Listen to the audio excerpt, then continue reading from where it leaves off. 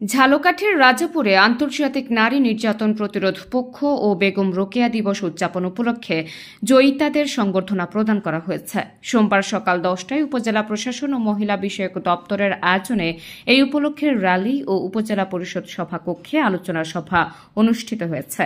উপজেলা মহিলা বিষয়ক কর্মকর্তা উম্মে আয়েশা সিদ্দিকীর সভাপতিত্বে অনুষ্ঠানে প্রধান অতিথির বক্তব্য রাখেন উপজেলা নির্বাহী কর্মকর্তা রাহুল চন্দ্র। অন্যদের মধ্যে বক্তব্য রাখেন উপজেলার সমাজসেবা কর্মকর্তা মোহাম্মদ মোজাম্মেল, রাজাপুর থানার ভারপ্রাপ্ত কর্মকর্তা মোহাম্মদ ইসমাইল হোসেন, নারী নেত্রী প্রধান শিক্ষিকা কবি মাহমুদা খানম প্রমুখ। অনুষ্ঠানে স্বাগত বক্তব্য রাখেন আবৃত্তি শিক্ষক জাহিদুল ইসলাম প্রমুখ। অনুষ্ঠানে সরকারি বেসরকারি কর্মকর্তা, গণ্যমান্য ব্যক্তিবর্গ উপস্থিত ছিলেন।